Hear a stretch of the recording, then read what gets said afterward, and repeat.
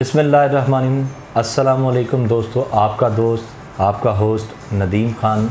जैसा कि आप जानते हैं, आप इस वक्त देख रहे हैं Nadeem Khan official YouTube channel. मेरी ये हमेशा से कोशिश रही है कि मैं किसी ऐसे टॉपिक को आपके सामने लाऊं जिसकी आपको अशद ज़रूरत है। जिस शख्सियत के बारे में हम बात करना चाह रहे हैं वो किसी भी तारफ़ की मोहताज नहीं। अल्लाह ताला ने उनको हमेशा से तरक्की से नवाजा और उन्होंने अपने अंदर छुपी हुई फ़नकाराना खुदादत सलाहियतों को बरूए कार लाते हुए हमेशा से पाकिस्तान का नाम न सिर्फ बुलंद किया बल्कि उसको बराबर और उसकी साख को प्रॉपर कायम दायम भी रखा। मेरी मुराद आजकल जैसे आप टीवी चैनल्स पे सुन रहे होंगे, हमारे दिल लेजेंड और एक ऐसी खूबसूरत शख्सियत, एक ऐसे अच्छे इंसान जिनकी सादा बातों में भी हम मुस्करा देते हैं। उनका ज़िक्र जब आता है तो मेरे लिए तो बहुत बड़े उस्तादों का दर्जा रखते हैं और उन्होंने भी हमेशा अपने सीनियर्स का दिल से एहतराम किया। और इस तरह के लोग ही न सिर्फ हमारे यहाँ इर्द गिर्द बल्कि हमारे पाकिस्तान का नाम पूरी दुनिया में रोशन कर चुके हैं और हमेशा करते रहेंगे। आज हम जिस शख्सियत के बारे में आपको बताना चाह रहे हैं वो हैं द लेजेंड उमर शरीफ साहब। मेरे बाप से बड़ा कंजूस कोई नहीं। कैसे? उसकी जिंदा निशानी मैं हूँ, अकेला हूँ। मेरे वालिद बाहर जाते हैं एक आंख पे हाथ रख के। क्यों? कहते हैं जब एक आंख से सब नजर आ रहा भाई दूसरी क्यों? मैं ये चाहता हूँ और मैं उनको खराज तहसीन भी पेश करता हूँ। ये उमर शरीफ साहब, आपने अपने फ़नी कैरियर की इब्तिदा से लेके आज तक हमारे पाकिस्तान का परचम, नाम और म्यार रोशन रखा है और मैं दुआ करता हूँ कि अल्लाह ताला आपको सेहत कामला आजलात नसीब फरमाए और आपका साया हमेशा हम लोगों पर कायम दायम रहे। आज मेरे साथ मेरे मेहमान दोस्त, आप ये एंकर पर्सन हैं और बहुत सारे प्रोग्राम्स करते हैं, तो उनसे जानते हैं कि आज का ये जो मौजू है हमारे लेजेंड्स के हवाले से, उस बारे में डिटेल में जाते हैं कि हम लोगों की असल ज़िंदगी क्या होती है, हम अपने गम छुपा कर दूसरों के चेहरों पे मुस्कुराहटें कैसे बखेरते हैं और कितना भी मुश्किल वक्त क्यों ना हो, हम हर वक्त आपको खुश नज़र आने के लिए, आपको खुश रखने के लिए तगदो में लगे रहते हैं। आपका मुल्तान से ताल्लुक़ है और आप ना सिर्फ बहुत अच्छे इवेंट ऑर्गेनाइज़र हैं, आप एक बहुत अच्छे एंकर भी हैं। आप एक जॉब भी करते हैं और लोगों के चेहरों पे आप भी मुस्कुराहटें बखेरते हैं अपनी खूबसूरत बातों से।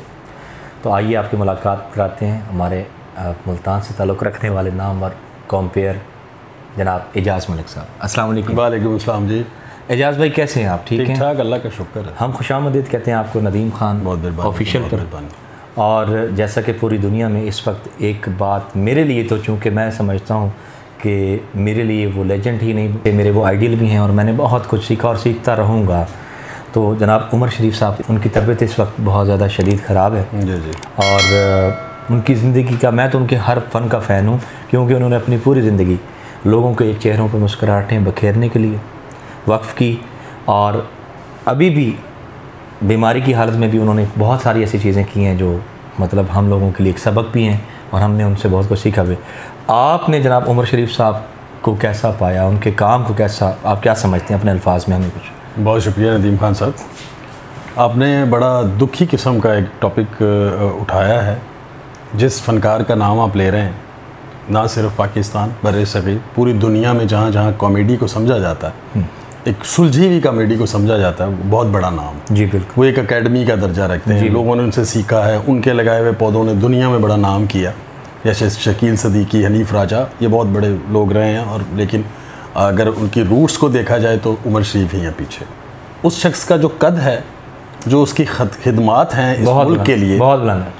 तो इस मुल्क में उनको जैसे टेक केयर कहते हैं ना, इस मुल्क में उस फनकार को इस कसम पुरसी की जो हालत तक वो पहुंच गया, तो कहीं से हुकूमती लेवल पे फ़नकारों की यूनियंस के हवाले से सोशली कहीं भी कोई पजीराई नहीं है। पहले हम तालियां तो बहुत बजा लेते हैं, फ़नकारों को मज़ा भी बड़ा करते हैं, निकलते हुए हम स्टेज से निकलते हुए, सिनेमा से निकलते हुए बड़े खुश होते हैं कि आज हम बड़ा इंजॉय किया। जिस शख्स की इतनी मेहनत होती है, जब वो किसी एक स्टेज पे ऐसी पे आता है जब उसका कोई पुरसाने हाल नहीं होता तो हम उसकी तरफ देखते भी नहीं। ये पाकिस्तान का हमेशा से अलमिया रहा है। आप 60 से लेके, जब पीटीवी स्टार्ट हुआ था, 60 से लेके 21 तक आप उठा के देख लें कि कोई भी फ़नकार ऐसा नहीं है कि जो अपनी आखिरी अयाम में कोई अच्छी कंडीशन के अंदर अदा कर गया हो, रुखसत हो गया हो। तो हमेशा हर किसी के साथ यही कुछ हुआ है। और मैं हैरान हूँ इस बात से खान साहब कि कोई एक शख्स भी ऐसा नहीं है, कोई कदरदान, कोई ऐसा हुकूमती लेवल के ऊपर कि जो कभी ना कभी इस फिनोमेना को चेंज करे।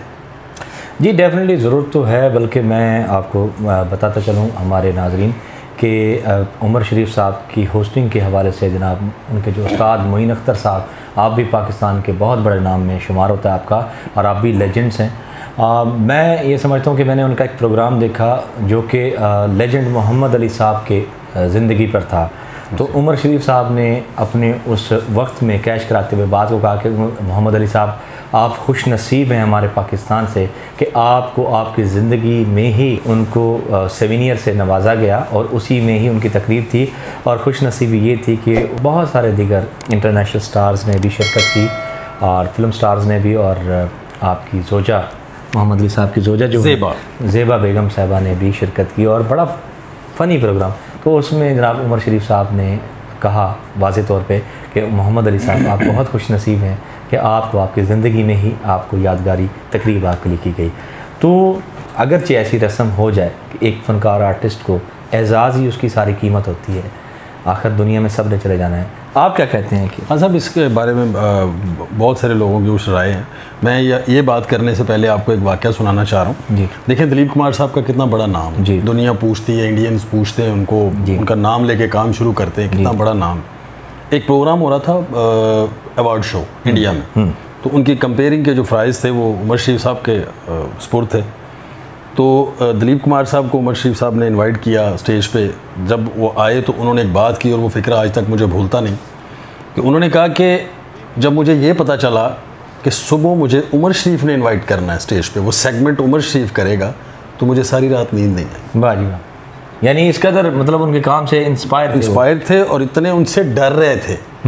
देखिए एक लेजेंड अगर कभी भी कुछ भी कर सकता है, पंच लाइनों की तो उनकी क्या बात है। और एक लेजेंड अगर किसी से डर रहा है तो उसको अपने ऊपर देख के डर रहा है ना, बिल्कुल।